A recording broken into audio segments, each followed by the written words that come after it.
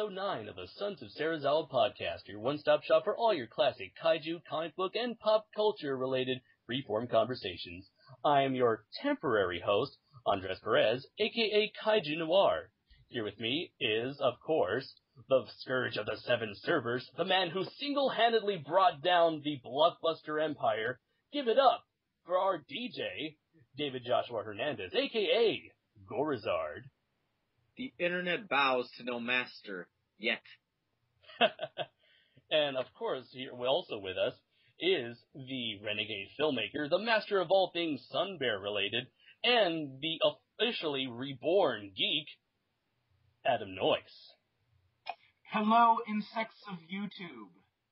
Now, I'm sure you're all wondering, why is the new guy hosting this episode? Where's Bill? Yeah, and Dylan for that matter. Why are you hosting this stupid thing? It should technically be Dave, because Dave is the second one in line. Wait, for real? Yeah, well, the funny thing was, here's what's happened. Here's what happened. Oh, the funny thing. Okay, I see how it is, Andres. Basically, you were holding us at gunpoint, saying that I'm going to host this one, goddammit. Well, okay, so here's the real story of what happened. So Bill and Dylan, they're doing this they're doing this like recording for some show I've never heard of called, I think it was called like Mr. How or Professor When, I don't know. And I think it's like a superhero who fights Hitler with a phone called a Taurus or something like that. Am I right? Is that okay? Does that sound right? I don't know. I don't follow Doctor Who. Ah, that's what it's called. All joking. Oh, the only Doctor Who that I follow is the one from King Kong Escapes. All joking aside, they're doing the recording for the 50th anniversary special for Doctor Who, and Bill almost canceled this week's episode of the Sons of Serizawa, and then that's when I came up and said, "No, this cannot be." In the words of Corey Coleman from Spill.com, the saga continues. And so, pretty much, Bill gave me the okay to host tonight's episode, which hopefully you guys will enjoy. That's for the audience. Yeah, because this at the time of this recording, Thanksgiving is next week. I decided I want to talk to you guys about what you guys normally do around this time of the year, and if you can, remember any particular Thanksgivings that stood out to you, and that includes, whatever dishes you normally eat around during the actual holiday. I just eat chicken. That's it, chicken. Chicken? Turkey, okay. David, do you yeah? Eat pumpkin pie, apple pie, drink wine. I see.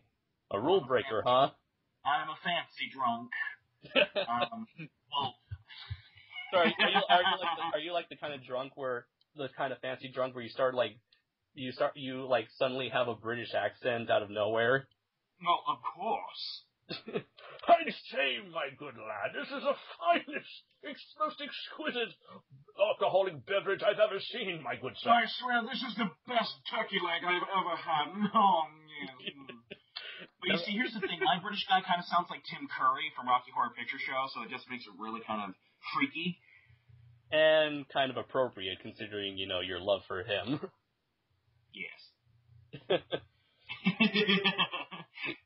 For me, I pretty much have the basic thing, ham, turkey, pumpkin pie. My mom and sister would normally prepare a pineapple upside down cake, and we also have macaroni salad, all that good mashed potatoes, corn, all that good stuff. So I do also want to say that it was Thanksgiving Day that I saw my first Godzilla movie. Really? Yes, on the Sci-Fi Channel. Godzilla vs. Hedorah. Godzilla vs. Hedorah, that movie scarred me for life, and, I haven't really changed since then. He can never look at the trash can the same way ever again. Ever. I'll never look at a cat the same way again either. He can never watch Sesame Street because he was always afraid of Oscar the Grouch. Oscar the Grouch was going to turn into Hedorah and then fly over me and fart on my head, and then I was just going to start dissolving. Let me tell you, when you were a little kid and you're watching that scene, that pretty much scars you for the rest of your life, and it pretty much explains a lot of my writing style because, my writing movies are messed up as fuck. Yeah, I can see that. I mean, when I was a little kid, I had this VHS called Hollywood Dinosaurs, and it was a compilation of all these different trailers for dinosaur and Godzilla movies. And that's where I first saw footage ever of Godzilla vs. Ghidorah, and seeing those people getting turned to bones. I was like, oh my god! Well, I will save Godzilla vs. Ghidorah for my section, but yeah. I love Thanksgiving. I absolutely love Thanksgiving. Oh yeah, definitely. It's kind of like, I guess Thanksgiving and Christmas, they kind of go hand in hand as this holiday for you. Get to be with your family and get to feel the love. There's a whole lot of love in that environment. Yeah. So David, has there been any Thanksgivings that stood out to you? None. Well, you guys had semi-quasi-traditional Thanksgivings. I probably had the most ghettoest of Thanksgivings. Oh, that's probably untrue, but ghetto for me. Yeah. Because basically what I eat nearly every Thanksgiving is just chicken, regular chicken. I mean, I might as well go to KFC and buy a whole bucket. That's exactly what I was thinking. I was like, do you just go to KFC and get a whole buttload of chicken and call that Thanksgiving dinner? Well, you know what? I'm going to do that this year because at least KFC gives you a meal. What my mom does is she just goes to Walmart and buys one of those already cooked, prepared chicken. Those. Okay. Yeah. And that's it. Okay. Do you ever have relatives over, or do you ever celebrate with any other family besides your own? Nah. The only thing I celebrate in Thanksgiving time is Black Friday time. Ooh. We'll get into that very soon. For me. Black Friday. For me, I guess I just wanted to know first, Adam, who do you normally celebrate Thanksgiving with? Oh, my grandparents. Oh, okay. Do you usually have a big crowd or or small? We usually have a pretty big crowd. Oh, okay. Half of my family, we always eat dinner, but then all of a sudden everybody starts watching fucking football. And there's me, who couldn't give two fucking shits about what happens to a bunch of guys slapping one, actually. Football? What's that? What the hell is football? Is that a food or something? What the hell is football? Football? I want a football. No, I want a 200 shot range model air rifle, god damn it. You're gonna shoot your eye out, kid. Oh, the original Darth Vader screech. With me, I guess with you, I celebrate this time of the year with family. Although in recent years we have begun celebrating it with our family friends. So we kind of have this big household where we would have 4 or 5 families that are half of which are not even related to each other, and we just have a good time. Although there were 2. Well, granted, Thanksgiving would be the one to do that, because Thanksgiving isn't just family; it's pretty much just everybody. Yeah. Although Christmas is the one that it's family. Mm-hmm. Christmas is family. Yeah. Although really, the funny thing is when it comes to my family and our large community of family friends, to us Thanksgiving is like every other Saturday for us. But there were 2 Thanksgivings that really stood out to me. And that was Thanksgiving for 2010 and 2011. And then what made these Thanksgivings stood out was because we actually celebrated these Thanksgivings in Las Vegas. So, yeah. So fuck? Yeah. There was a point in time very recently where I was in the same city as Dave, as another son of Serizawa. Unfortunately, the fuck? And the universe didn't explode? Right. That's because we weren't the messiahs of the internet yet. Oh, yeah. I really wish that, we had been able to have gone to Las Vegas this year just to have, the very first Sons of Serizawa meetup / crossover. Sons of Serizawa Thanksgiving special. Yeah. Although I could have sworn I saw some weird-looking guy in a trench coat stalking Asian women. I don't know. I don't know what was up with that. It turned out not to be Dave and Shizuki Kaneko instead. What's Suzuki Kaneko? What are you doing in Las Vegas? Isn't it Stop it. obvious? Isn't it not obvious? Why does he suddenly have a Russian accent? Oh no, I was trying to go for an Asian, but it suddenly went horrible. So that Everybody's Russian. Kaneko does not laugh. He does not laugh. He's talking to women. So after Thanksgiving, there's like the biggest shopping day of the year, which is Black Friday. Do you guys ever participate in Black Friday? No. Ooh, No, I just get better deals the day after, goddammit. I tried to get into Black Friday, but I'm always there a bit late.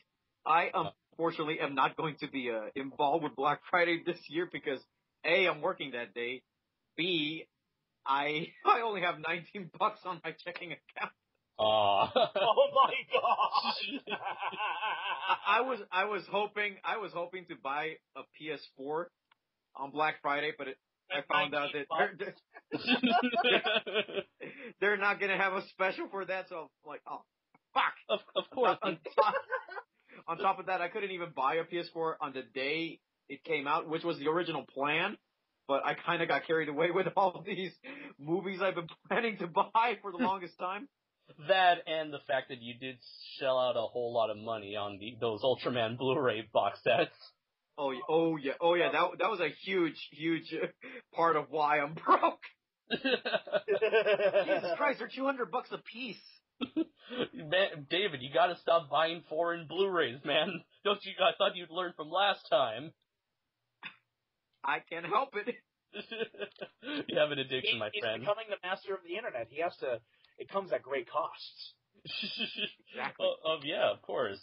Of course, as we all know, David has the largest film library than any other son of Serizawa, nor any human for that matter. No. You know what I'm going to do? I'm just going to post pictures of all the tokusatsu and kaiju stuff I own.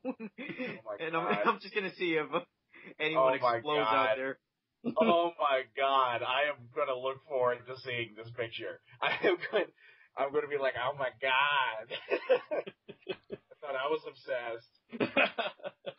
If I happen to see any sort of like Kamen Rider stuff, I'll be like, you lucky bastard. For me, I didn't get. Yes, last year was the very first year where I ever participated in Black Friday. Yeah, I never participated in Black Friday. Yeah, yeah. Didn't you tell me like before we start recording that you would do something instead? Well, it's not participating in Black Friday. Participating is you're going out and buying shit. Uh-huh. No, I don't buy shit on Black Friday because for me, Gray Saturday is when you need to go out and start buying stuff because then all those deals are still there, but even more so because now they're like, fuck, now we got to sell all this shit. Yeah. Although, but anyways, on Black Friday, I'll sit down. My father and I will usually sit down at a place at the Bangor Mall and just people watch. And let me tell you, there's a lot of fucked up individuals out there. Oh yeah, like those crazy people trying to go after that Tickle Me Elmo and those inexpensive flat screen TVs. Yep. Especially the Tickle Me Elmos. Those things are going to be huge. Oh, totally. Yeah, those are the newest hot ticket for this year. Yep. I can't imagine anything going wrong with that toy. It's not like anyone's going to get trampled to death. Oh, wait. Suddenly we see the Pacific Rim Blu-ray lines full. Oh, my God. People are killing themselves trying to get Pacific Rim. Oh, yeah, only in an alternate universe, sadly. Only in the good type of universe, right? Yeah, a good universe where Pacific Rim was like the biggest hit of the summer and broke records all across the nation. And totally crushed Avatar at the box office, yeah. Yep, and put Adam Sandler to shame. Yes. As I mentioned before, last year was the first time I went Black Friday shopping. It was me and two of my friends. We went to Best Buy, and which opened. Let's see, I think it opened around like 8 o'clock at night. And after that, we went to the Walmart right next to it. And at the Walmart, they opened at 12. And so we stood in line for an hour, waiting in line for Walmart to open. And the line was so long, it like wrapped around the entire building. So we were behind the Walmart in line, waiting for that store to open. My God. And then afterwards, we weren't finished. After Walmart, we then went to Target, which was in that which was in that same lot. And so yeah, we hit 3 stores and found a pretty cool collection of stuff we wanted. I mostly got ironically none of them are standing today. Let's see. I did find the RoboCop trilogy Blu-ray set for like $15. I found the Terminator quadrilogy Blu-ray set for only I think $20. I found like Kill Bill Volume 1 and Volume 2 for like I think $2 each on Blu-ray. And I did get Little Big Planet karting because I'm a huge fan of the Little Big Planet games for PS3. So they had a racing spin-off game, and I got that for $25. And let's see, what else did I get? Oh yeah, last but not least, I got the Zone of the Enders HD collection for PS3 for about, I think it was like $30. And for those of you who don't know what Zone of the Enders is, it's Hideo Kojima's giant robot game. It's like, what happened if Hideo Kojima, the creator of Metal Gear Solid, remade Mobile Suit Gundam, and that's Zone of the Enders. Highly recommend that series. So yeah, I got like a lot of stuff for last year, and I can't wait for this year. Jack. Yeah, well, all it takes is patience and capitalism. Capitalism, yes. Good old-fashioned capitalism. Black Friday, the best place for capitalism. Hey, Black Friday, isn't Black Friday technically racist? No, I guess Black Friday is supposed to be more of like a macabre sort of thing, really. Although imagine if, I don't know. Hey there now. Why is it called Black Friday? I have a feeling that maybe because it's supposed to inspire some sort of, not inspire, but instill some feeling of dread, like in the recent South Park episodes. It's supposed to throw some feeling of doom for all the workers at the Walmarts and the Bangor malls and the malls and the shopping centers across the United States. My God, it's that time of year again. It's a time when we face again. Oh, dude! I just realized. What if there was like an Idris Elba type of person today, on the edge of our hope? We must stand and face the monsters that are at our door. Today we are canceling Black Friday. Imagine like the Walmart employees, they build miniature Jaegers to fight off the kaiju wall attendants. No, they would have to build a wall of hope made out of soda cans. Genius. No, I was going to say, then all of a sudden, when the wall guarding Walmart falls, they go to Home Depot because they have all the mechanical stuff. Yeah, instead of Hong Kong, it's Home Depot. I smell a movie! Yeah. Like what South Park did with Game of Thrones and Black Friday, that's what we're gonna do, but with Pacific Rim. Yeah. Yeah. Wait. So who would represent Slattern, the Category 5 kaiju? Well, of course, it's going to be some of the morbidly obese people that need the wheelchairs.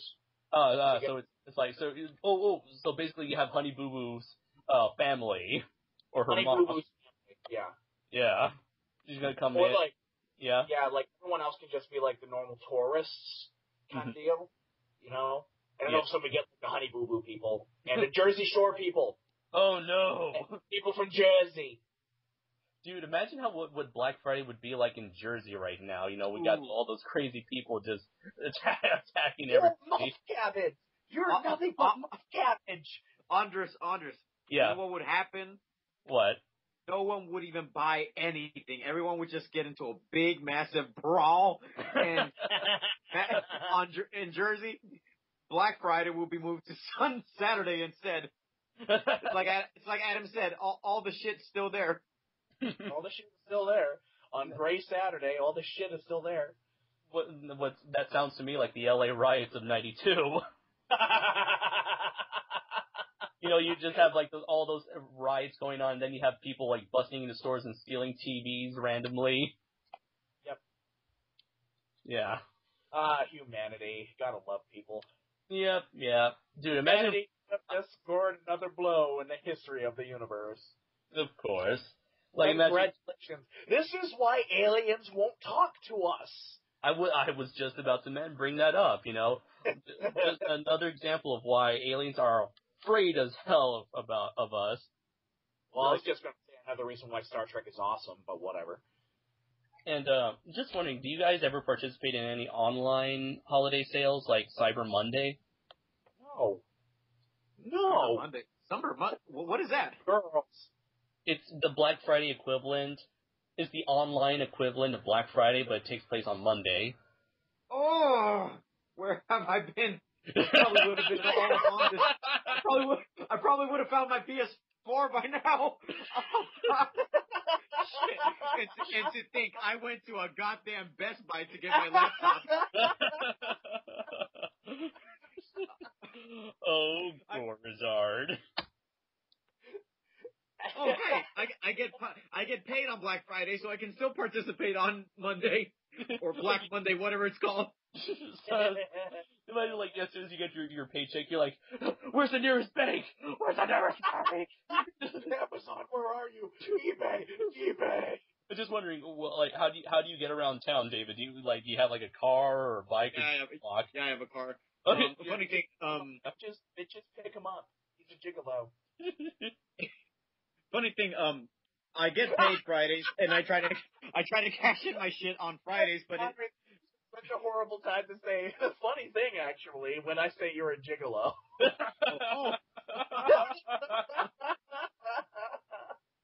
Timing, Adam, timing. Imagine, like, you say you're rushing to get to pay to cash in your checks or like to deposit your checks. You're in your car. It's like the scene from like The Dark Knight, where from Batman Begins, where he's like escaping the police because you're like driving all over town, jumping all over buildings. Well, kind of, sort of. I would kind of picture the song. It's the track from The Dark Knight Rises called "Why Do We Fall?" when Bruce Wayne climbs out of the pit. Yeah. Because I feel like when I reach the bank, I'm gonna get my check clears. It's like the scene, like when Bruce like gets out of that large pit and you have that dramatic music. That's gonna be you as soon as you walk out of the bank. Da, da. Wait, you mean Gorizard's actually going to buy something legally? What the hell is this black magic? Oh, if he buys something legally, it's something he really wants. It's something he really wants. And I really, really, really, really want a PS4.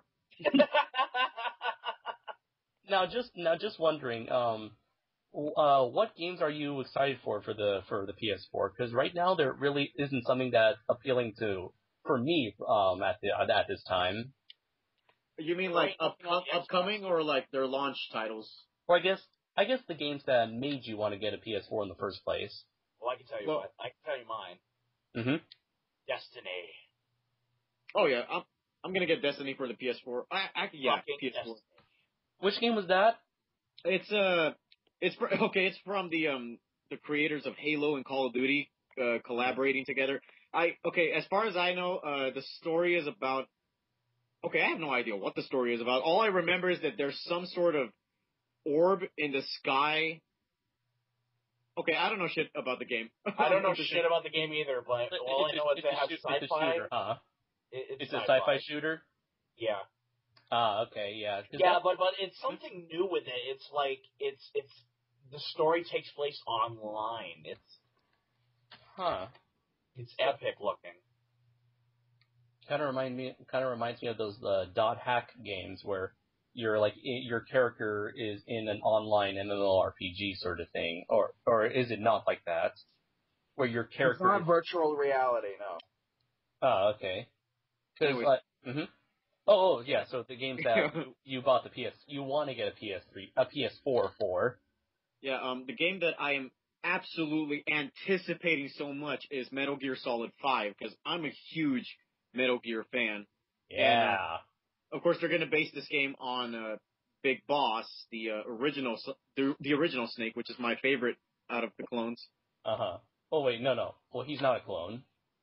Oh yeah. Well, my favorite out of the Snakes is what I meant. Anyways, there's been a lot of hype surrounding the game and this whole thing about the next gen Fox engine and how it's supposed to be that game that's for the next generation consoles and all that, and I just can't get this for the current consoles like a PS3 or an Xbox 360. It has to be on one of those, right? Because the it's built for those type of engines, and also it's an open world type of game like a Grand Theft Auto. Oh, okay. That's never really happened with the Metal Gear Solid games, huh? It's always been like in a small secluded area where you walked a specific path. Yeah, it's basically like a straight line, and I guess with the Metal Gear 5, you can go wherever you want, and it's really realistic in terms of how you approach your mission. So it gives you options, basically like Mass Effect. Adam knows this. I love Mass Effect. You're basically given a choice on how to approach your missions. You can either approach daylight, nighttime. There's various methods on how to do it. It's very open world and very open choice oriented. It will never beat Mass Effect. It will never beat Mass Effect. Speaking of which, I still never passed Mass Effect, and I still own the games. It's just because you suck, David. I am stuck on this planet that won't let me leave back to the Normandy. It's some sort of little red planet. I forgot what I forgot what the objective was. I know inside a car. Where you are. I know exactly where you are because it took me 3 days to try to get off that fucking planet. What am I supposed to do there? Go online. Just type it up online. Type it up. Yeah, I'm sure you can find like a walkthrough on YouTube. I mean, that's what I've done with most games, especially like with Ark, a little bit with Batman Arkham Origins, which I recently beat last week. For me, there are only 3 games that really piqued my interest for the PS4. One is, as you mentioned, Metal Gear Solid 5. I'm a huge fan of the series as well. Although, unfortunately, I haven't gotten around to playing number 3. I've only played 1, 2, and 4, and a little bit of Peace Walker. But I am really excited to see, a next generation Metal Gear game. The second game I'm interested in is Infamous Second Son. I'm a huge fan of that franchise, and that's one of the launch titles for the PS4. And, okay. Oh. Yeah, if I ever do get the PS4, that's the first game I'm going to buy. Huh. That's funny, because I'm looking at the release date. I have like on Wikipedia, I'm looking at a list of PS4 games, and Infamous Second Son shows 2014. Oh, really? Yeah, and for North America, it's specifically March 21st, 2014. Ah! Yeah. I thought it was a launch title, because they kept on promoting that as something that was attached to the PS4 launch titles. Mm-hmm. Mainly because it's like a big franchise sort of deal, such as Killzone Shadowfall. And the third game I'm really excited for is Kingdom Hearts 3. I am a huge fan of the Kingdom Hearts games. I pretty much played almost every single installment in the series, and I just love the series. And as a incredibly huge fan of a Disney fan, that's what drew me into the franchise in the first place. And I've been waiting for years for a third installment in the series. But so the thing is, with these 3 games that I'm looking forward to, they're not really. These are the kind of games that are coming out like a while after the PS4. So I'm just gonna lay low and just just wait until there's like a price drop or a bundle pack or whatever.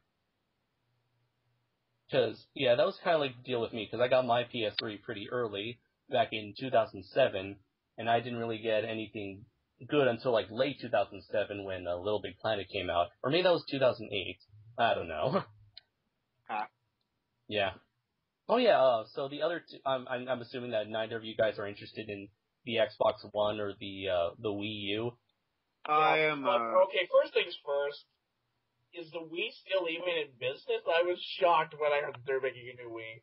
I was like, what is this black magic? Yeah, the Wii U came out last year around this time. So the Wii has already been replaced. And the Wii U is just like kind of lagging behind in terms of sales and technology. By sales and technology, basically. Yeah. And really, out of the Wii game, I have not gotten a Wii, nor am I really ever going to get a Wii U. I mean, although there are two games Why would you ever get a Wii? Well, I have a Wii. Yeah, I have a Wii Why? too. I made an entire podcast about the Wii on my channel. Thank you very much. Let's see how that did.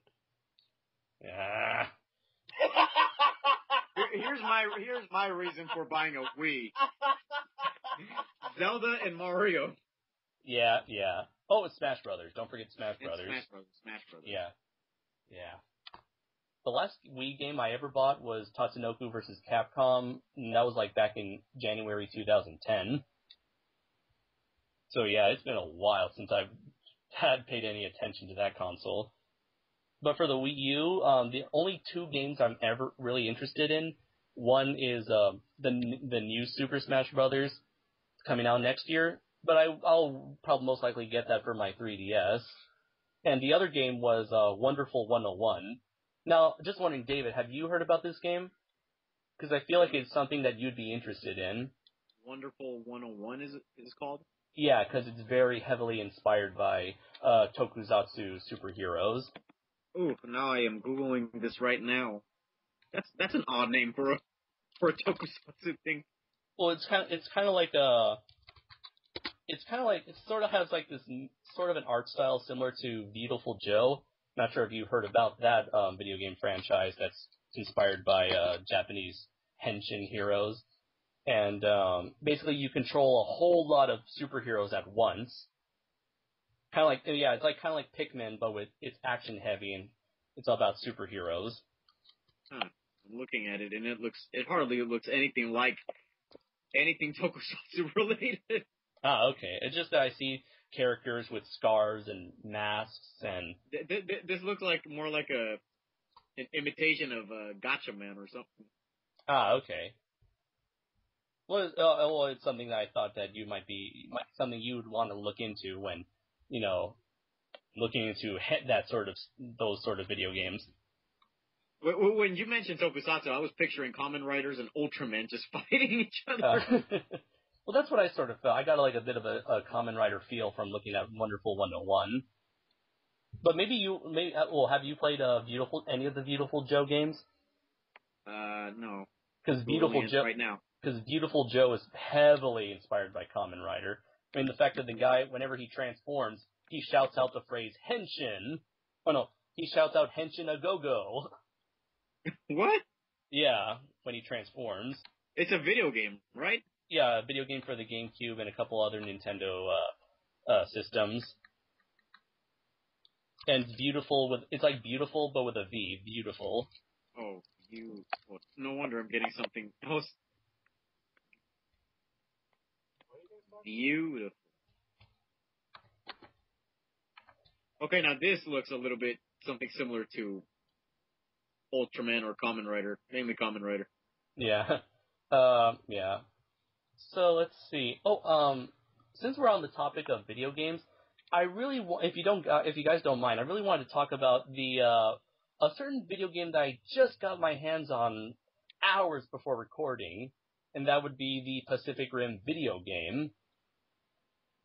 Nah, you planned this from the beginning. Okay, you're right. You got me.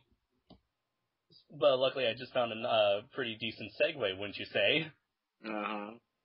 So, the Pacific Rim video game originally came out exclusively on the Xbox 360, and there were initially no back in July, and there were initially no plans to release the game on the PS3. And as someone who only owns a PS3 and no 360, I was extremely mad. And only today did I just learn that it was released on PS3 due to large requests by fans back in October. And so I got I bought the game for $10, or technically $9.99. And for what it's worth, it's a pretty decent brawler, button mashing brawler, and kind of similar in the vein of, say, King of the Monsters for the Neo Geo, but the thing that really something that bugged the hell out of me was the DLC for this game. Now, I'm pretty sure you, the audience, are thinking, what's wrong with DLC? Don't they add to the experience? Yeah, but unfortunately, it seems like they took out the three-quarters of the experience and made that DLC. Because the game only has 5 characters, and for DLC, there are 9 characters. And if you want to purchase all 9 characters, that is $35. $35 of DLC for a $10 game. Now let me ask you, Adam and David, does that sound right to you? Well, no, and I gotta ask, does that include like the map packs and the specials and all that? Not the specials, but but there are two maps. Like there are 2 maps for DLC and 2 maps for the actual game. Because for the game, all you have is Hong Kong and the Arctic Ocean. I'm not sure what the two of the DLC maps. One of them is San Francisco. I'm not sure what the other one is. I think it's probably Sydney. But on top of that, in the Pacific Rim video game, you're able to customize, create your own custom Jaeger. But a lot of specific parts, you basically use all the arms, the legs, the heads, the bodies of the existing Jaegers and just kind of like mix and match to create your own Jaeger. But in order to do so, you need to get those parts in the first place, and a lot of those parts are DLC. And you cannot even color your custom Jaeger because that itself is $3 worth of DLC. What? Yeah. You have to pay to color your robots. Now that is some bullshit. Yes. Oh my god, I was so pissed. But you know what the sad thing is? I thought Mass Effect 3 went overboard with their DLCs. Yeah, I mean, it feels like they just took out as much content as they can to justify a $10 price. Because I guess they didn't have a lot of faith in the game being a $40 discount title for retail. So I'm guessing, they took out the stuff, they made it $10 and put it out on PSN and Xbox Live. And then just like dupe gamers and, by saying, hey, if you want to see the rest of it, if you want to have the rest of the game, you gotta fork over some extra cash. You already have the game, and you want this cool stuff. So how about it, huh? On top of that, I bought the game for the 360 because it was only exclusive to that, and I was like, okay, fine, I'll get it for that. Mm-hmm. And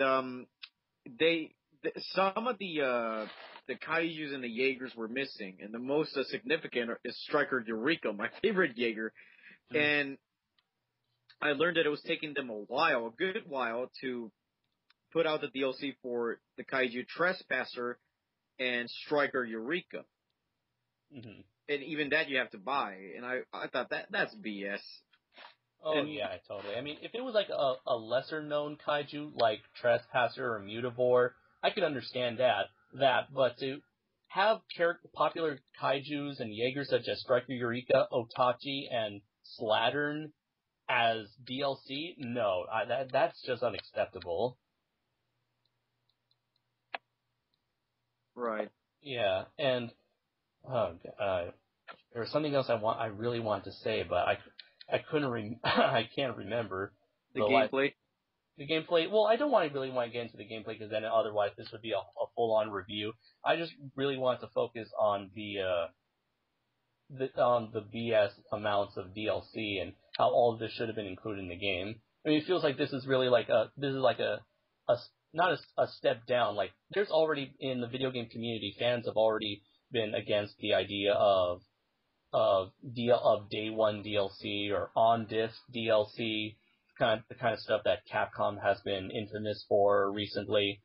But this just takes the cake right here. And like the only big experience I have with DLCs is the Mass Effect games. Freaking Mass Effect 3, I spent easily almost $200 on DLCs. Ooh, wow! And it was ridiculous because some of the stuff like Leviathan is important to the Mass Effect story, and I'm like, this is fucking bullshit. This is fucking bullshit. Mass Effect 1, what made Mass Effect 1 so good was that everything that you needed was there. Yes, they had like 3 DLCs, but those weren't even really necessary. Mass Effect 2, the DLCs weren't very necessary. They help you in Mass Effect 3, that's for sure, but the DLCs in Mass Effect 2 weren't 100% necessary, even though they were absolutely fucking phenomenal in Mass Effect 2. But Mass Effect 3, there's entire stories that were completely cut out of the game that could have easily been in there, but no, they just cut them out to make DLCs. And then there's some really shitty DLCs, like the Omega. Like, if you're ever going to get any of the DLCs, don't get Omega, get all the other ones. But $200 later, I was like, this is fucking ridiculous. Now, just wondering, did you ever get that DLC where it supposedly fixed the controversial ending? Yeah, that was actually that was the only free goddamn thing that they ever offered for a DLC. And was it worth it? Just wondering, like, did it satisfy Mass Effect fans? Well, it satisfied, or it made a lot of people happier with the ending. I was happy with the other ending because I am a fan of fuck you endings, but I was perfectly content with it. It's called the extended cut DLC. What the extended cut DLC did was just really tied everything together. It basically gave it a book ending. That's really all it did. It also gave you a couple more dialogue options, and it fixed a couple of the plot holes, because there's one scene where your squad characters in the original cut, and this is the only thing that I had a huge issue with the original cut, was that suddenly your squad characters show up on the Normandy, and you're like, how the fuck did they get there? They just teleport there? What the fuck? They were with you on the ground, team. They were with you on the ground when shit hit the fan. What the fuck? How did they wind up on the Normandy? And the extended cut, there's a huge scene of why they have to leave Shepard. And that was the only thing that I was really like, yeah, that was good. I was glad that they added that in there. But I was fine with both. Also, the fact that you get to see a baby Krogan at the end of the freaking extended DLC. Look at the cute little thingy. Fucking cute little adorable little baby Krogan. So cute. And as for you, David, have you had any pet peeves or issues with DLCs in general? Not really. I think the DLCs that you were supposed to buy for Mass Effect automatically came with my copy. Because, they released for Mass Effect 2, they did. Yeah, I know for 2. I'm not sure about number 3, but on the cover it says that... On number 3, you still have to buy them. On Mass Effect 2, they came with it for free. And because of that, and the reason why, is because Mass Effect 1 was never released on the PlayStation 3 until the Trilogy box came out, which, of course, when that came out, I harped on it like a frickin' dog on a female dog in heat. And I was like, I gotta get it. So I got it. And so totally worth it. Oh my god. Yeah. This is why I normally don't buy video games as soon as they're released. Nowadays, I mostly tend to wait at least a year until after the game came out, because then there would be like a complete edition or a Game of the Year edition that comes with all the DLC included at like $40, which is what I did with LA Noire and Batman Arkham City. Yeah. Well, you see, I have problems. I have problems with DLCs. Like, I haven't played the Pacific Rim game, but in the case of like a Pacific Rim game, I would have a problem with DLCs like that. And as much as I hated having to buy all these DLCs from Mass Effect 3, I wasn't complaining because being a diehard fan, of course I'm going to get them. Yeah, yeah. And of course I'm going to fucking get them. It's kind of like when you release an extended cut to a movie. Yeah, it's like I guess so. You have to get that extended cut. It's like I have three different versions of Lord of the Rings. Mm-hmm. I have the theatrical cuts, I have the extended cuts, and I have the Blu-ray extended cuts. Yeah. And don't forget King Kong. They're all different. And King Kong, exactly. I have 2 different copies to King Kong. Yeah. And that sort of happened with me in Godzilla. Like, I have the classic media Blu-ray, and now I eventually got the Criterion Collection Blu-ray. I got rid of my classic media DVD. You did? I got rid of that. I don't know. I thought that can be, like, that still has its own exclusive special features, you know? Yeah, they're slideshows. They're shit.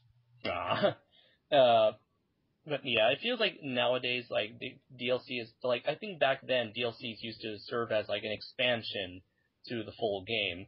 Then later on, it turned out to be less of that. And now it's gotten to the point where they take away from the game and treat that as an expansion, when it's really just like an essential piece to the overall experience. Yeah, apparently on Xbox it's even worse, but... Yeah. Well, kind of funny how, like, you know, how we're entering this new generation of consoles, and I just hope that these game companies learn their lessons, and we don't have to deal with more BS like this. I'm glad you're optimistic about it, because I'm not. Someone has to in this dark, cruel world. Go talk to Del Toro. So I feel like this is a good place to end our first segment of the Sons of Serizawa podcast. We'll be right back with Adam's special segment after this break.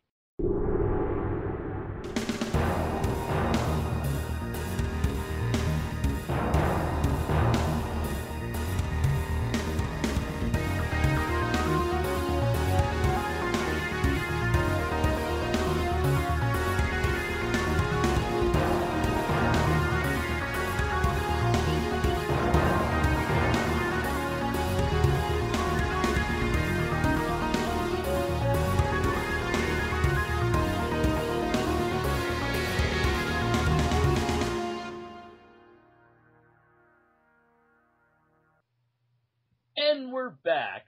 And since I decided to put myself in charge of this podcast, I decided to add a couple of new segments to the show, one of which dedicated to Adam, which I like to call Adam's Soapbox.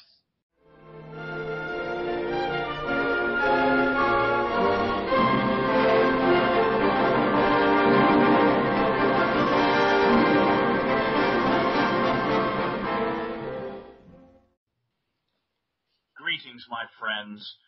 You're about to enter the world in which I am creating for you, for I am God. Suck it. Are you the destroyer of worlds as well? I'm not that mean. I mean, I'm a jerk, but I'm not that mean. Oh, okay, all right. I also don't have multi-arms like Vishnu, so I'm not that cool. So then how cool are you? On a scale of 1 to 10? Yeah. I'm like an 11.8. Whoa. That's pretty cool. She was like a 15. That's almost ice chill. Yeah. So what, pray tell, do you plan to talk about in your new segment? Well, I just want to talk about things that I think are overrated and underrated. Because let me tell you what. There's a lot of, especially with the whole thing with Catching Fire getting released and so on and so forth, you know, whatever the fuck that shit. And, you know, it's overshadowing a lot of stuff that, you know, should probably wind up getting attention, but, you know, ultimately doesn't because a bunch of teenage girls get wet in their fucking pants that decided something on Catching Fire, decide not to, you know, go and watch a good movie and instead watch that piece of fucking shit. And so, because of that, we really look at it, it's going back to Hollywood. Let's go back to Hollywood for a little bit. We're going to go back to Hollywood for a little bit. And because that's exactly what I'm going to do here is I'm going to blame Hollywood directly here, which is one reason why I need to get into Hollywood so I can fix this mess. And anyways, so let's see. We got Hollywood here. We have the Michael Bay people, which is about 90% of Hollywood, and then we have like the Peter Jackson, Del Toro kind of people that are that 10% that's good. And so they're going to be doing their own stuff. They're making movies that are pretty good. They're doing movies that you can like, and movie lovers like myself, like Dave. Well, maybe not Dave. And like. And I'm sorry, Dave. I had to do that. I'm sorry. Anyways, while the 90% of everybody else is basically whoring themselves out and saying, no, we're going to make crap just to make, a quick buck. They're doing, what Asylum does. They're just basically whoring themselves out to the people or the teenage population, the 13-year-old demographic. And so because of that, because of this success with Catching Fire, because of the success with these Adam Sandler pieces of god-awful shit movies, that beat, Pacific Rim, Nuke America Now, we have other shit being made. And these pieces of shit that are being made because of these other pieces of shit are going to wind up dominating the movie industry, and that needs to stop. And so this marks the end of my monologue, and so now I'm going to start opening it up to discussion. Let's start talking about things that you think are overrated and underrated, and I guess we could just start off with what do you think is like the most underrated movie you've ever seen, or what movie do you think deserves more attention than what it got? Yeah, anyone can start. I don't really care who. Let's see. Versus. Fucking love her. The movie that made me like Godzilla Final Wars. Seriously, the U.S. remake has been long overdue. It's been like, I think 6 to 7 years since Ryuhei Kitamura promised to make a U.S. remake to Versus. It's like Death Note. I'll believe it when I see it. Right. Well, actually, what he's planning is not only a U.S. remake, but also a direct sequel to the original.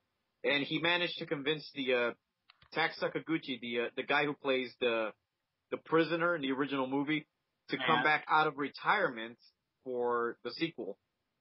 That's awesome.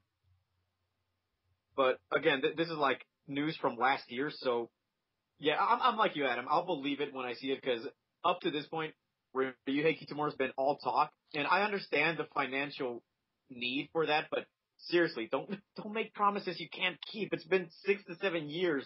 And you see, that's the problem with Hollywood, is that a lot of these people are just being old talk. Like, we're freaking lucky that we're getting a Godzilla movie made. Yeah, that movie's been talked about since pretty much 1998, when that piece of god-awful shit was made, and, we were forced to take the blunt of the ass raping with that movie. And so, we're lucky that we're getting Godzilla 2014. We're lucky that we're getting that. And hopefully it is not a piece of shit, which if it does turn out to be a piece of shit, heads will be rolling and Gareth Edwards' head will be put on the chopping block. And I will personally be the one drawing the axe. But that's a big if, Adam. A big if. I digress. Yeah, okay. For me, would have to be a movie from, let's see, I believe it's from 1994, called Dick Tracy, starring Warren Beatty, Al Pacino, and Madonna. It was this movie based on this long-standing comic strip character. Dick Tracy's like this, he's sort of like a police detective, and I really enjoy the heck out of this movie. And I guess I'm a sucker for those sort of old-fashioned 1930s set style movies, and this movie has like a ton of such rich visuals. Like, and the funny thing is with this movie is like everything in this movie is a primary color. There are no dark colors. It's all bright reds, bright blues, greens, yellows. Truman pretty much tried, and even the characters themselves are supposed to have these exaggerated, grotesque-looking faces, where it's like an exaggerated nose or an exaggerated, wrinkly skin. And it's basically kind of like a gangster cop, an exaggerated gangsters and cops movie. That's probably why I don't like the movie. I see. Because this movie came out during a time where everyone was trying to be the next big comic book based blockbuster. Because after Batman '89, we had the likes of, as I said, Dick Tracy. We had the Phantom. We had Spawn, and we had let's see. I'm trying to think of another one, but there were certainly a lot of superhero movies. Judge Dredd. You had the entire right. I would say this, in the 90s, you had an age of comic book adaptations that were hardly anything like the source material. I mean, visually, they probably were faithful to that, but in terms of being respectful to the source material, that's a whole different thing. But now we live in the age where these adaptations are actually being faithful to the source material. You look at it. Well, I still personally found that, that movie turned out to be a piece of shit, the remake to Judge Dredd. But whatever. Wait. You didn't like Dredd? I hated it. I was like, I love Dredd. I loved it so much. Now that's another underrated I didn't like movie. Dredd. Total Recall was shit. Obviously that's a remake. Yeah, that was shit. The Judge Dredd I didn't like. You mean Dredd? Yeah. Wait, are you talking about Carl Urban Dredd or Sylvester Carl Stallone? Urban. Oh, okay. Sylvester Stallone is a goddamn classic. What? No, you're just trying to piss me off. Well, here's that one line that made it a classic for Adam. That I am the law. That is I am the law. You would say the law.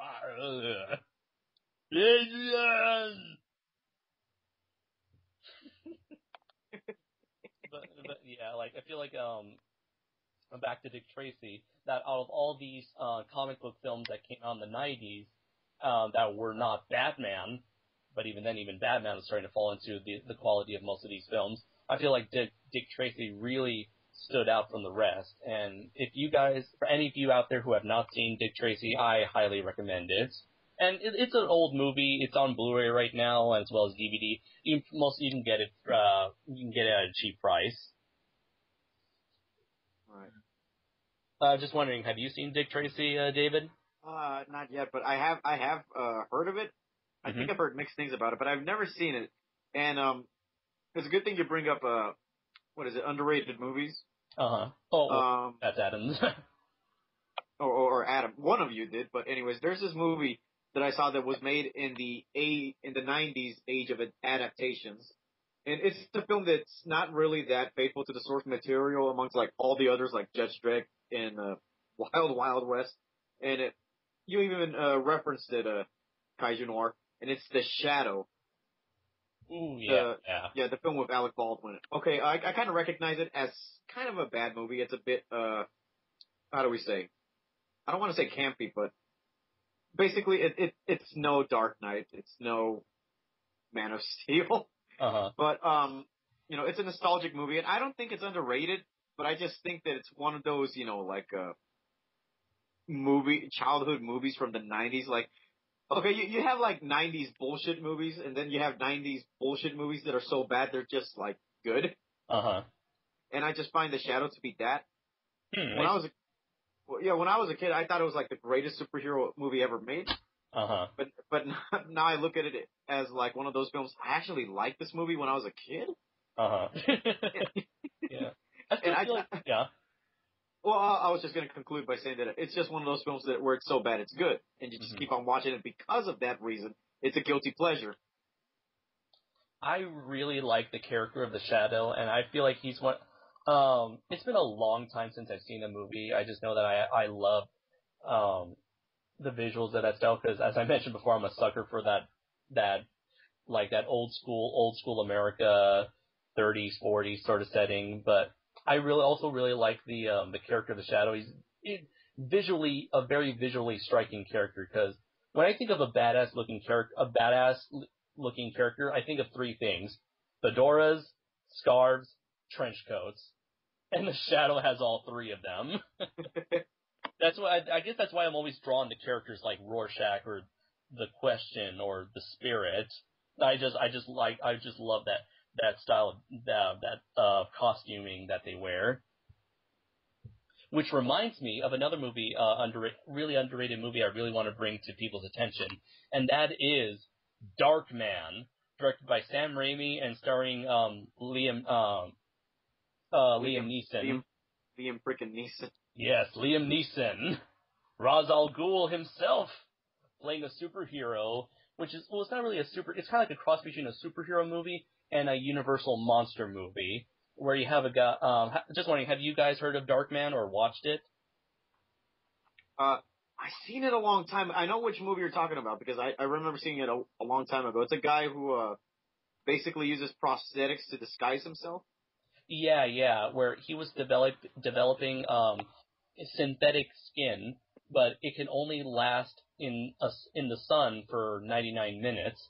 And some gangsters came in. He ends up having his face burnt and his hands burnt, and so he uses his synthetic skin as a disguise to get back at these gangsters. And I forgot. I think the person who played the main gangster was Jude Law. Oh, really? Yeah, I think that's who he was. Let me just check for a minute. Speaking of Jude Law, you want to know a movie that I think is really, really, really underrated and needs to get more attention?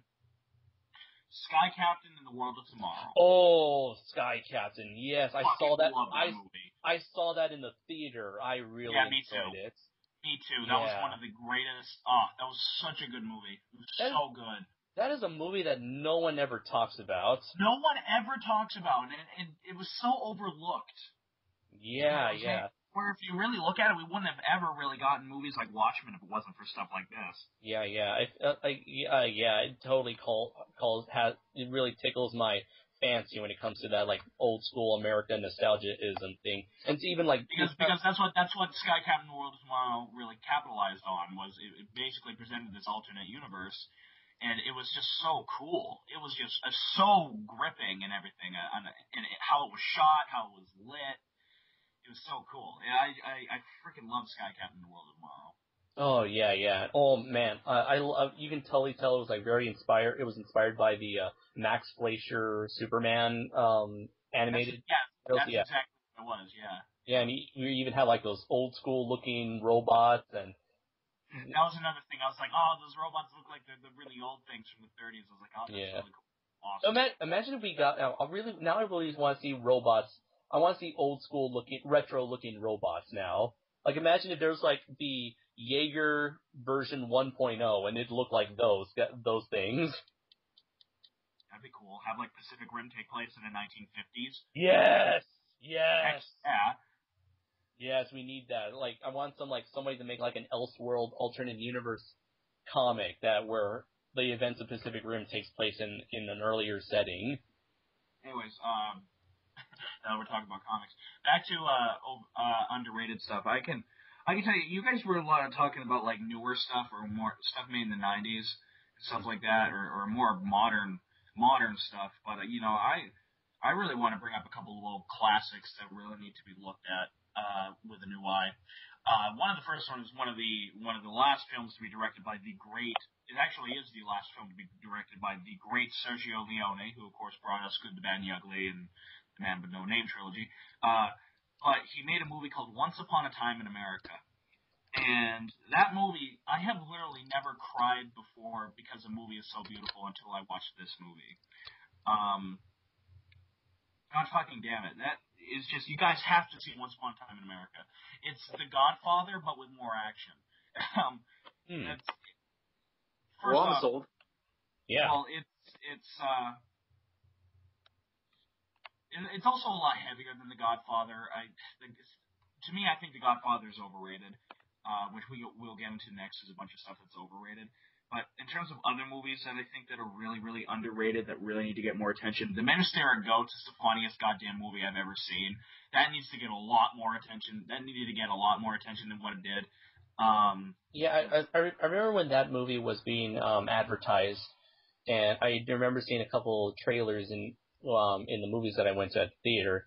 And I think the overall response to that movie was kind of like, it wasn't really. It seemed like the marketing department really did not know how to advertise that sort of movie. They didn't because the marketing people advertised it like a slapstick movie, and it's the complete opposite. Yeah, of that. and a lot of it's got like the driest. This is why I like it. My sense of humor is rather dry, and it has like its humor is all dry. And that's what made me laugh so hard. Like, I was legitimately, like, pissing my pants laughing while I was watching this movie. It was one of the funniest movies I've ever seen. Another movie that is extremely underrated is actually Stanley Kubrick's last movie, Eyes Wide Shut. That movie is a piece of cinematic gold. And is extremely overlooked.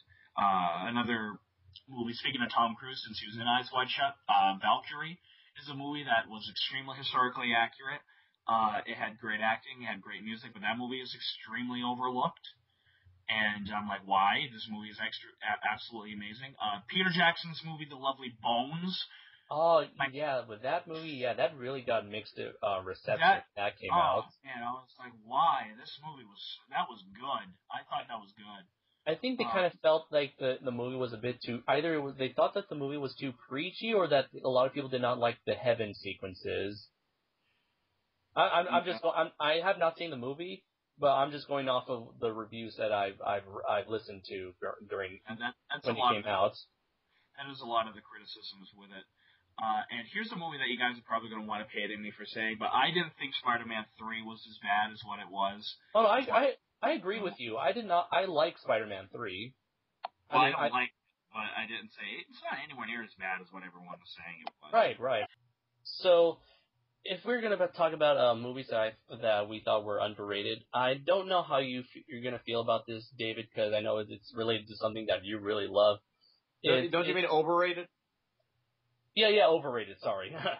So the thing I think is really overrated is the movie called Final Fantasy Advent Children, which was a CGI movie made as a sequel to the 1997 PlayStation 1 game Final Fantasy VII.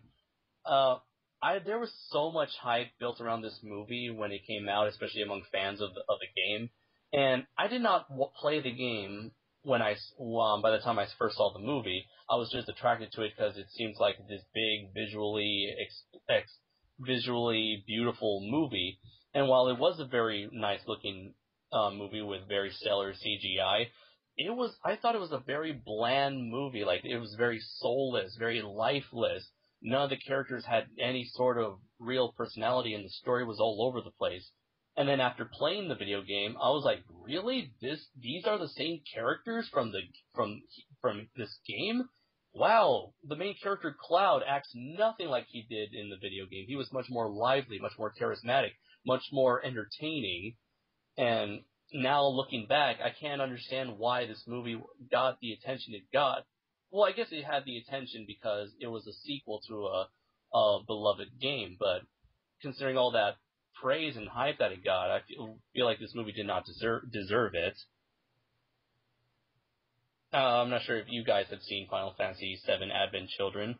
I have, and I loved it. I personally loved it, but okay, I'm gonna have to agree with you with the characters because I did play like the first disc of Final Fantasy VII, and the characters are much more charismatic, colorful, and lively, as you say.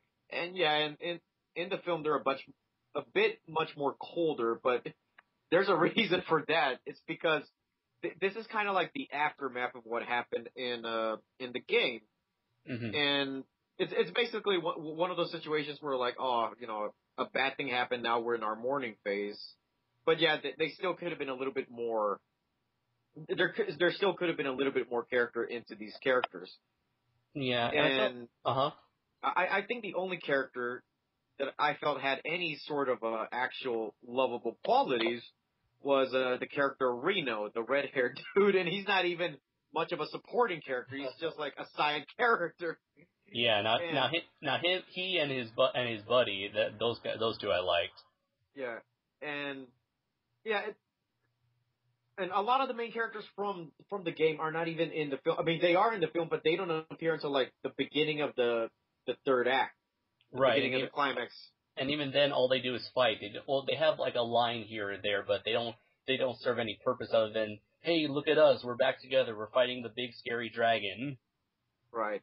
I guess the reason why I got the attention it did get is because it was basically a fan film, not a film made by fans, but a movie made for fans. That's why it kind of doesn't include like non-fans who are unfamiliar with the franchise and the characters. Why it doesn't go into exposition on what happened. Well, they do, but not into full detail. Right. I kind of had to research all of this myself after I saw the film because I didn't understand what was going on. Yeah, same here. Because it was kind of like as if I never seen the Heisei Gamera films and I started with Gamera 3. Yeah. Which is exactly what I did with a friend of mine. They wanted to watch a kaiju film and I wanted to like do a really good first impression, so I let them borrow Gamera 3 without letting them borrow Gamera 1 and 2. And why? They started asking, is there a prequel to this? Because it kind of felt like that there's like something more that I haven't seen before. I'm like, oh yeah, that's the third one. I just wanted you to like this one because it's the best out of all of them.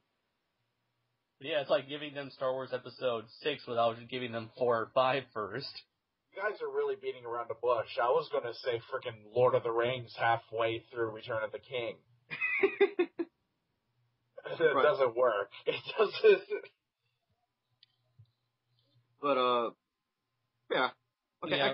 I can kind of see why it's overrated, but even the extended cut, which I own, it kind of doesn't fully fulfill what you're trying to look for in the film. But I love it because it was a visually beautiful film. It was more like a technologically visually driven film. Yeah.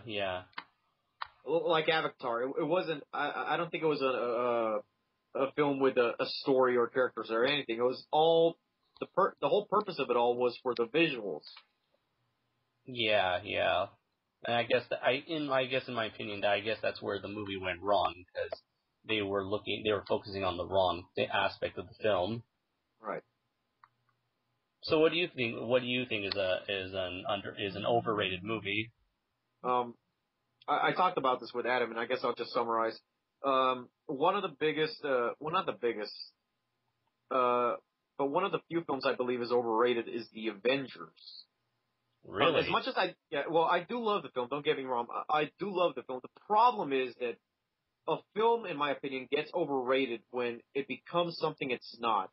And what I mean by this is that every subsequent Marvel film after The Avengers is now trying to imitate the formula that they believe made the Avengers successful, and that's the comedy. And you look at Iron Man 3, which is basically a comedy. It's not even like on the same level as the first two Iron Man films. It's not even close to The Incredible Hulk. And I told Adam this, that an Iron Man film can get away with being funny, but there's a limit. And I think Iron Man 3 crossed that line. And I haven't seen Thor 2 yet, but I've heard things that there's way too many comedic moments in that film, and that there's this particular scene involving the final showdown between Thor and the villain of the film. I guess the Elf King. I don't know what it's called, but it's played by the Ninth Doctor. That it's nothing but comedy sequences every 20 seconds. And this is what I'm beginning to fear for Marvel, and why I'm beginning to side with DC movies, because I'm beginning to fear that one day fans and audiences are going to love these movies for the wrong reasons. And it's beginning to start because one of my friends loves Marvel movies because this is his reason, because they're funny.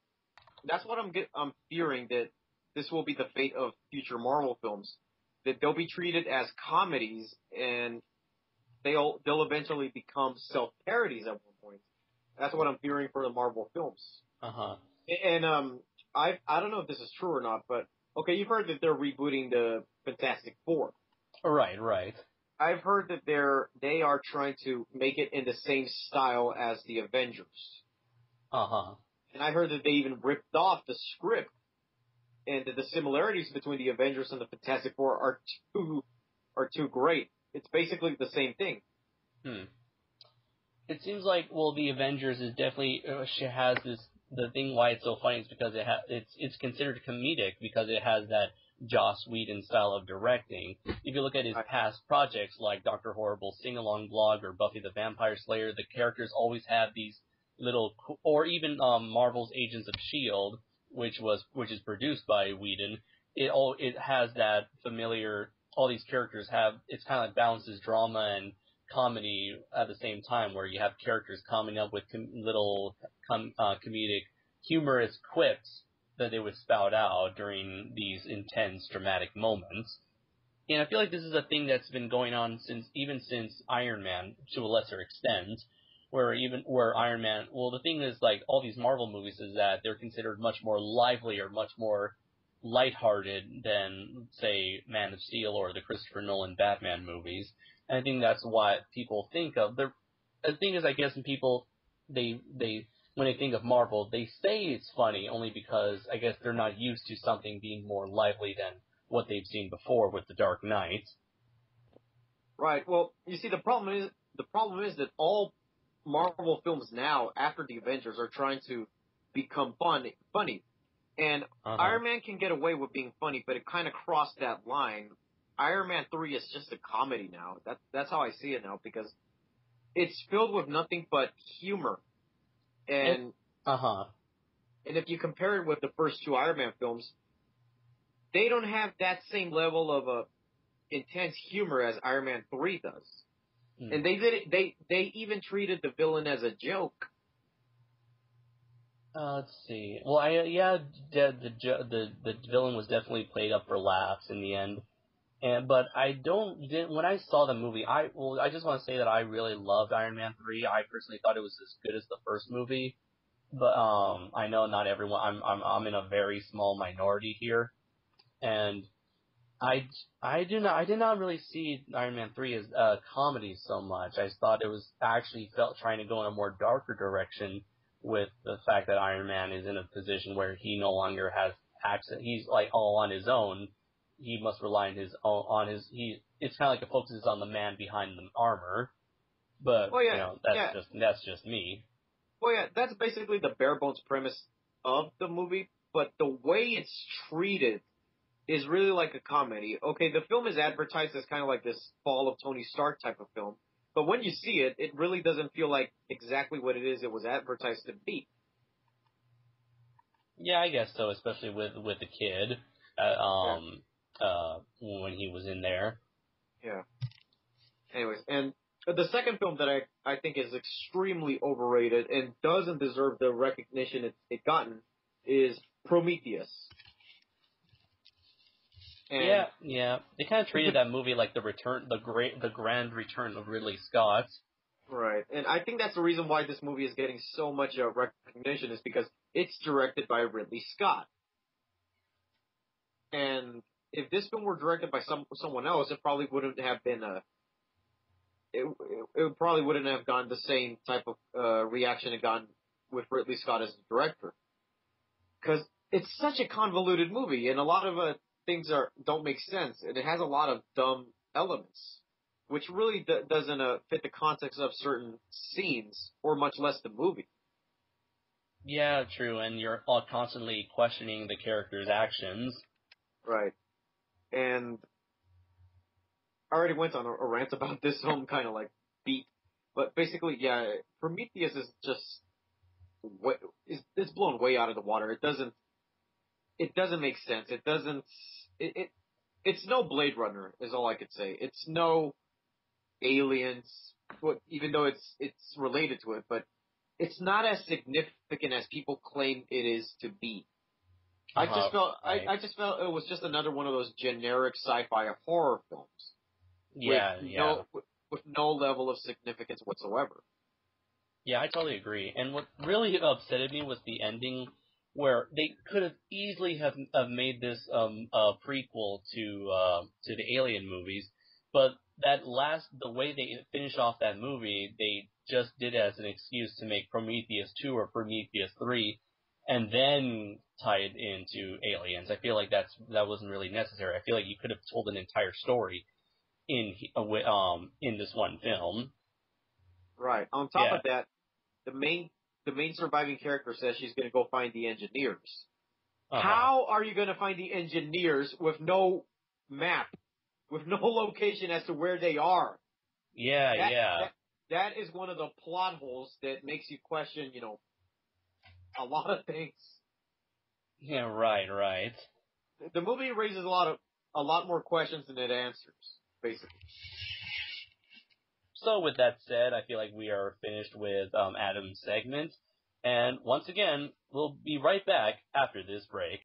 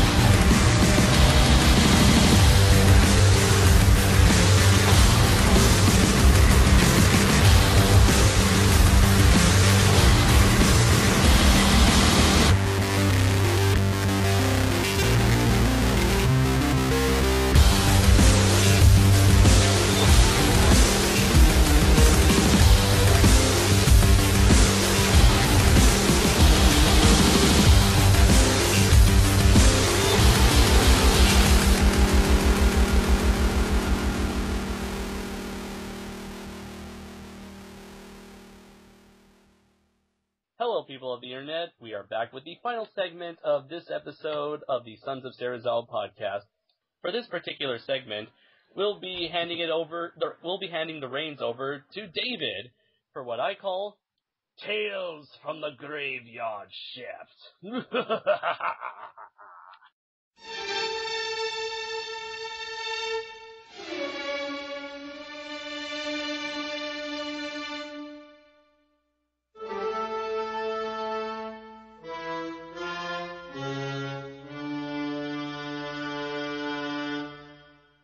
Take it away, David. Okay, I prepared a little game, I guess you could say, and this is it. I am going to tell you 3 stories. Mm-hmm. Oh, before you go into there, I guess I should explain to the audience what this segment's all about. So I was talking to David here, and I told him, you know what?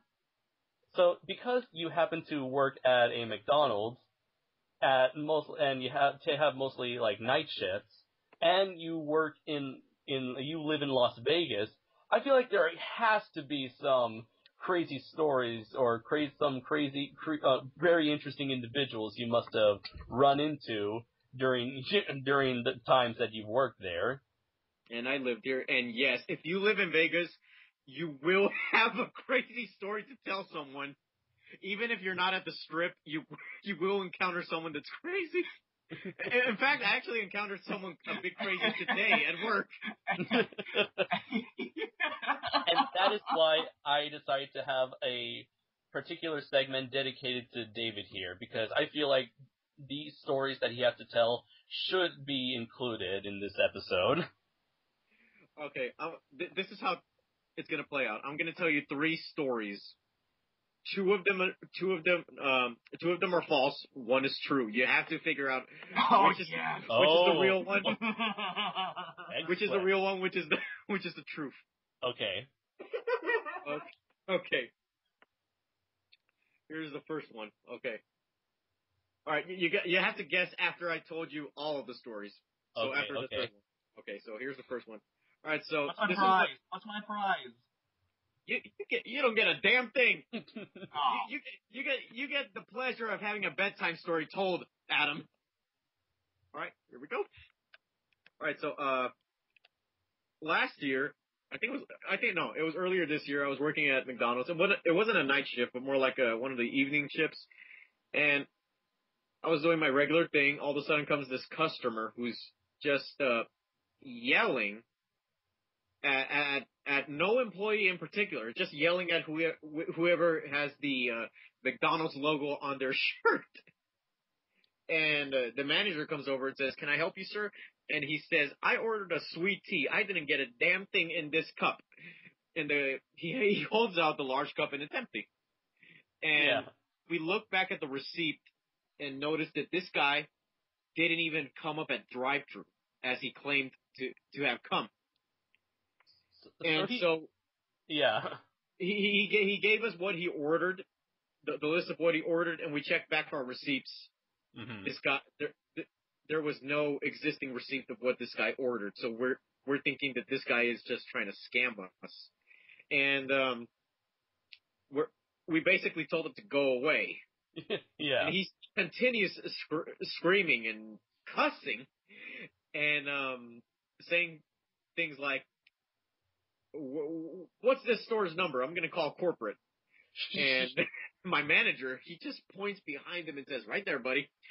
And he stares at the plaque with the number on it, and it's a small font so you can barely see it. And this pisses him off. He's like, "It's fucking small," and he just throws the cup at us full of ice. Oh, what? He throws the cup. The large cup is full of ice, and he throws it over the counter at us. And he says, "Fuck this store!" And he says, and my manager says, "Fine, don't come back." And he says, "I will." And my manager says, "You're banned." And then before the guy leaves, he says, "I'm gonna fucking come back anyway." What, does he think he's gonna put on a disguise for next time? That's not where it ended. Dressed up as Batman or Rorschach or something. That's not where it ended. That's not where it ended. Here's how technically, but how he came back. 10 minutes later, he sent his wife. 10 minutes? 10 minutes later, he sent his wife in. Oh, what? And she's not banned.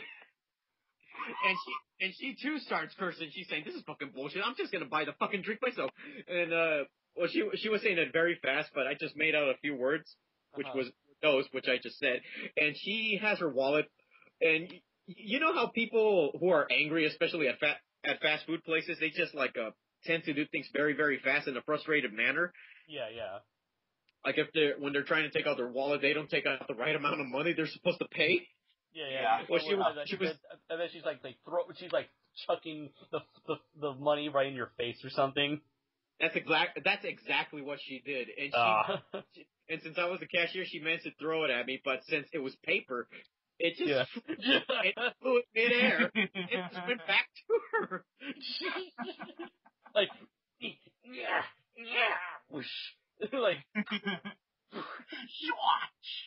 she's trying to blow on the money at your face.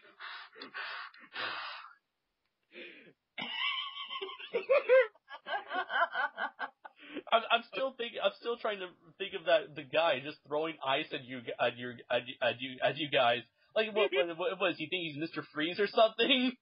Oh no, this guy was like This guy is like one of the Caucasians you probably might consider a redneck. Oh. He had the little striped shirt, a vest, and a hat, one of those little hick hats, and the hick beard and missing teeth. Swear to God, the whole hick package. And his wife looked like one of those women from New York. So it wasn't even a matching set. What? Oh my God.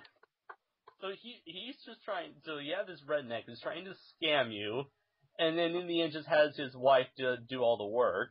Right. The funny part is that she kind of sounded a bit New Jersey-ish, so she was like, "This is fucking bullshit." I swear to God, I thought cameras were going to follow her a bit later. Imagine that all of this was just like part of like Jackass 4 or something. I would have been in the movie. That'd be awesome. Next story. This one is a bit racially insensitive on my part. Ooh. Okay, it doesn't involve, okay, this was way before I worked at a McDonald's. I was a kid. Uh-huh. But it is McDonald's related. Uh-huh. Okay, so one day we had... This is the story that inspired Gorizard to start working at McDonald's. Maybe. Okay.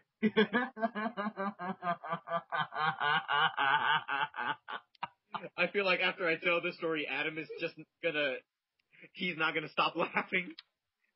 Okay. Here's how the second story goes. Okay. So I was a kid. I was in middle school. No, I was barely getting into middle school. I was like in 5th grade. Mm-hmm. Oh And, God. and we had new neighbors across my street, and they still live there. And let me just say they were black neighbors. And my mom wanted to give them some food to welcome them to the neighborhood and all that. And, so she This is going. Yes. So she went out to Walmart to basically buy them food and cook it for them and present it later. But what we had was some leftover McDonald's. Uh-huh. We had a Big Mac, some McNuggets, Yeah. and half a large fry, which could have been medium fries. So what I ended up doing was collecting all of the leftover McDonald's. I went across the street, put the bag at their doorstep, and knocked. And for some reason, I just had a last-minute scare, and I just ran, and I just hid behind the bushes. Yeah. And finally, they answered, and the husband, he came out and found the bag. He opened it, and I thought he would have been happy that he found food. Okay, that's what me at an innocent young mind would have thought. But this guy, he said, "What the fuck is this?" So he basically stepped out of his porch and he was in a robe too, an open robe. And every time he looked around to try to find who left it there, his robe kept on swinging. Tell me he was wearing something underneath. And I was hiding behind a bush, so I was good. Yeah. The last thing he yelled was, "This is bullshit! Fuck y'all!"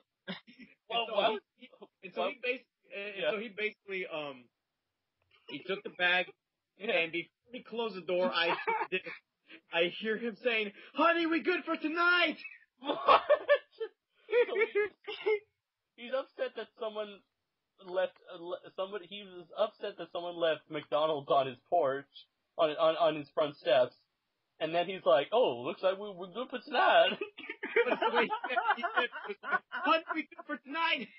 Oh, wait, why is he upset? Did you put like a chicken sandwich in there or something?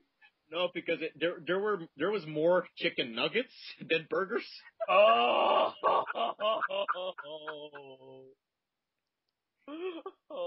Well, I guess that's not. I guess anyone would not. It wouldn't be as racist unless it was like fried chicken or something. The only thing that would make this complete was if you put some watermelon in there. Oh, oh no! That's just like, Mommy, why is he against that? I love watermelons. I thought everyone loves them. Oh my God! Like, man, this is racist. I'm still gonna eat it though, but it's still racist.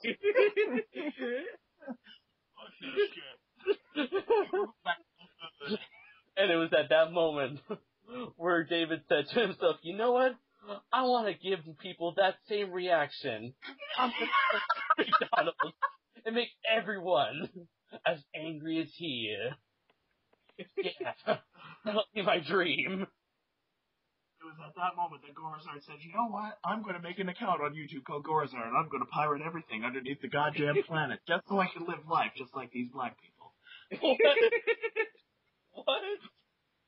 Still accepting free handouts. No. Hey man, if someone left McDonald's at my front steps, I'd be the happiest person of all. I wouldn't even freaking touch it. I'd be like, hey man, if life gives you lemons, you make lemonade. If life gives you lemonade, screw the lemons and enjoy that lemonade. Well, then there was me who says, if life hands you lemons, make apple juice so everybody else can ask, what the fuck just happened? Okay, final story. Yeah. And this was recently. Okay, so I'm at the drive-thru, and this is my night shift, and out of nowhere, I start getting the weirdest requests from I guess it's a Hispanic customer, because he had like the whole Spanglish thing and that whole native country accent thing, that heavy Mexican accent. He starts asking me if we sell tacos. What? And I'm like, yeah, and I'm like, no, but we do have there is a Taco Bell literally across the street. And then he says to me, "Are you talking back to me?" I'm like, no. Hey, cabron, you talking back to me? basically like that. Hey, cabron. And then he says, why won't you serve me tacos?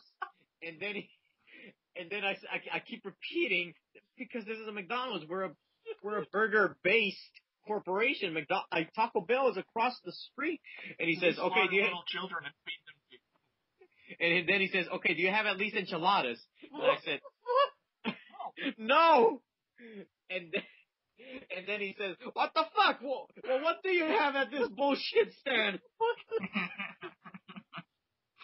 Let me just say this one thing, okay? The majority of Mexicans, they hate Taco Bell, okay? They see that as like not even real food. Okay? Like too bad Gorizard didn't know that while at his job. The funny thing is, like, my family, we're like one of the few Mexicans that we know of that enjoy Taco Bell. I would go so far as to eat Taco Bell in front of Mexicans just to spite them. Taste that starch corn flavored heavily factory processed beef.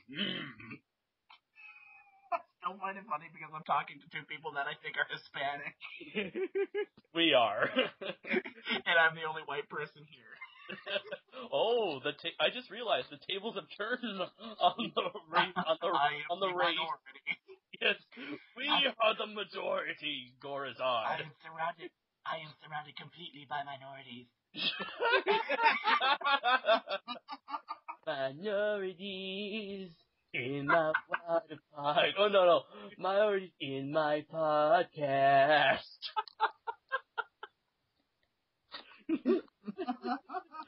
Sorry, David. Carry on. Okay, so after I told him that we don't have any enchiladas, no, he asked me if we can make enchiladas. He didn't ask me if we have them. Okay. And so I tell him we don't have anything like that here. And then he just starts cussing at me. What? And halfway he starts cussing at me in Spanish, and halfway into the cursing, he slips in the word nigga. And so now I'm beginning to register who this might actually be. And so I'm beginning to suspect it's one of my friends. So I start naming the only people that use that word with me. And as soon as I finish, they leave. And they pull up to the drive-thru window, and it is my friends in a van. Ah. Okay, and so I'm all like, "Oh, you fucking niggas had me!" And they had another car behind them, and I put them on hold. And so I was basically going on the usual way I act with them. I start going all wild and black. Black and ghetto. David, because you're Hispanic. Hispanic is half black, right? That makes sense. Well, there are Mexicans that tend to throw the N-word a lot, like as if it's their word. Okay, and the thing is, when I start acting like that, I really get really, really, really, really loud. Oh. Yeah, I can sort of tell by your Facebook conversations, David. It was like, does David actually think he's black? And, like, imagine, like, David, he just goes up to, like, a crowd of black people. He's like, peace, brothers. Down with the white man. And just look at him like, what? Okay. Okay, so I start acting the way I do, and I start saying the N-word a lot. Yeah. No. Okay, and the drive-thru is like this confined space that's in the way back of the restaurant. So it's a little room, a little, what's the word? Compact space, like square-shaped space. You think it's soundproof, but it's not. Okay, and after they left, I went back to the front just to like get something. Okay. First thing everybody was looking at me, and I'm all like, "What?" And one of them said, "I didn't know you talked like that. Talk like what?" And then it begins to register in my mind. Oh my God, these people heard what I said. I was that loud that they heard me all the way in the back of the grill. Oh. No, but that's not the funny part. The funny part is that they ordered something. They ordered like a few things, but then they canceled it. And what they did is they went up to the second window and they took the person who behind them. They took their order. They stole someone's order. Oh my God! I think I remember seeing something like that on YouTube, where it's like, here's how to get a free meal, and they do just what you said. Yeah, so basically they ordered something, they canceled it, they went up there and took up someone else's meal, I didn't know this until I got off of work, and they said, we're going to be doing this on a monthly basis. I just want to say this, just for the audience gets what Andres is saying by his Facebook conversations. There's a picture of a cheeseburger. Finally. Andres, you got to post that cheeseburger on this. Okay, I'll post it. The fools at the grill get it right. The legendary triple patty McStacker, as I call it. The fools at the grill get it right. His friend says, "Is this a custom order? LOL." And fucking God, Dave goes, "Yes, I demand extra cheese and meat." Okay, it gets better. Where's that at? How much? Cooper, McDonald's, John. I got that shit for free, nigga. It's funnier when Adam reads it. Of course. Why the crap aren't they serving onion rings? This has always bothered me. Best hook me up with one or else. Nigga, this was not break me. The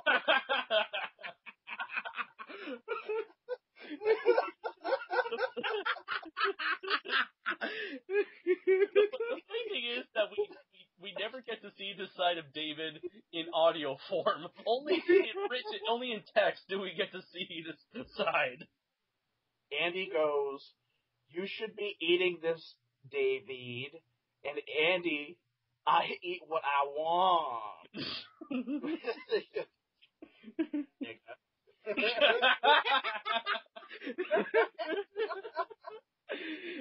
I said it before, I say it again. David, you talk like you throw the word around so much, it's almost as if you do act. It's almost as if you think you're black, you Salvadorian son of a gun. No, I throw it around like I thought nigga was my name up until I was 2 years old. What? Did you at least have any black friends growing up? No. Not in elementary or middle school.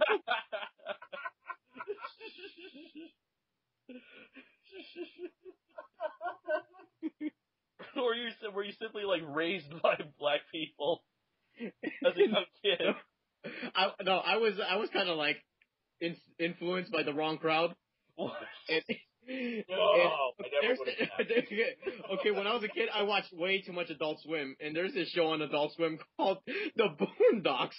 And that's where I picked up the word nigga from, because they use it like way worse than me. They use it in every single sentence. Like, okay, one of my favorite parts from that show is when a school teacher explains to, like, basically the principal how the particular main character speaks in class. He says, nigga this, nigga that, can a nigga borrow a french fry? How is a nigga gonna pay it back? It just goes on. At that point, I am 90% sure that Bill is going to flip shit. The funny thing is, I bet you when I send him this video file, he's not even gonna check. He's not even gonna. He's just gonna slap it on his channel. He's gonna slap it on his channel. He's gonna see, like, the debauchery that the three of us has caused. He's gonna go, dear God, what have I done? Kaiju Noir is never gonna direct another episode ever again. Kaiju Noir is now like the Yoshimitsu Banu of the SOS podcast. Yes! And then several years down the road, I'm gonna try to make my own podcast with these guys. And it's just gonna end up being part of a larger thing, because it's gonna get bought out.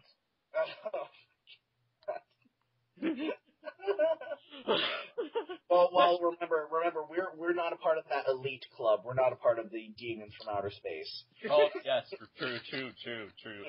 Hey guys, we gonna be called the niggas from the block.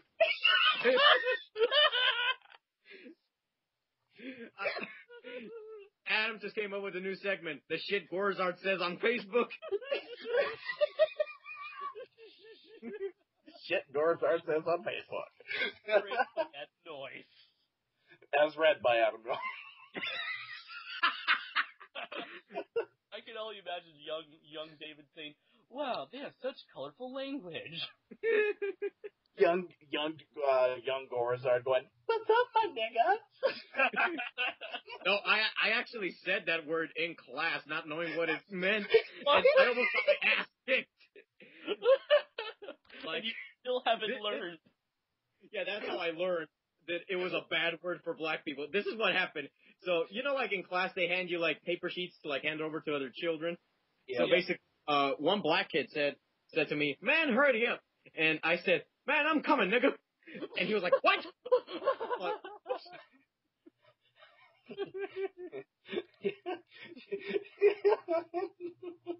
so you better be making peace with with the black half of you. Yeah, no, I have a black friend who has like no problem with me saying the word nigga. I on purpose overuse it. I use it in every single and.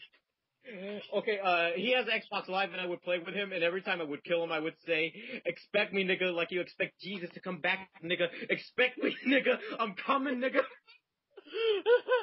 Oh my God, you know, I'm probably not gonna do this, but I should have a counter for every time David says it.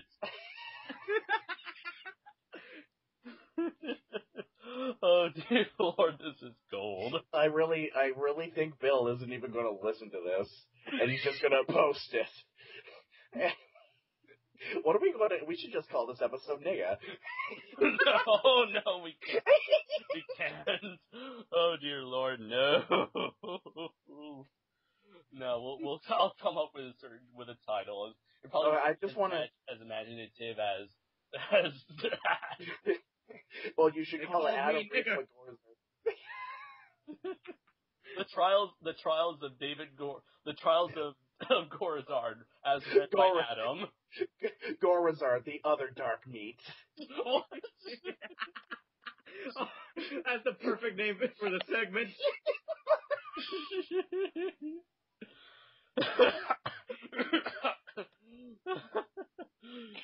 Were we supposed to be finding out which of these three stories were fake? I'm pretty sure Gorizard was lying and that they're all real. Okay, you gotta guess. Okay, I'd say the last one was real. Adam? They're all real. Okay, there's three stories, so you gotta guess which are the lies and which is the truth. My guess would be the first one would be the truth. All right. You guys give up, or you want to keep on guessing? I'm sticking. I'm sticking number 3 as my final answer. As real? Yes. Okay. You know what? You know what you should do? Well, you should cut off my answer so that for the next 2 weeks our audiences would be guessing which is true and which is false, and they would just submit their answers. Okay, and we just reveal the is... answers on the next podcast. Even Bill and Dylan would have to guess. Okay, I'll edit it so that you'll say that, and then there we go. You know what? We've gone on for so long, and I think this is the perfect opportunity to end this installment of the Sons of Serizawa podcast. We'll all be back next week. We'll all be back, hopefully, but I'll certainly be back next week with the news. So, I am Andres Perez, aka Kaiju Noir. I am Gorizard, and they call me nigger. And I'm Adam Noyes, the only white person on the show this week. Just for the record, for today, Adam is the minority, but Kaiju Noir and me are the minorities when it comes to the full SOS crew. Right. The only reason why they even brought us on board was to increase the amount of diversity in their group. Now all we need is a woman. We need a bitch on this show. We need a bitch on this show. Well, you certainly seem to know a lot. Why can't you get us one? You like to brag a lot. No, Adam. No, me, because I'm the one with the most women subscribers. And on that note, I hope that you've enjoyed this episode.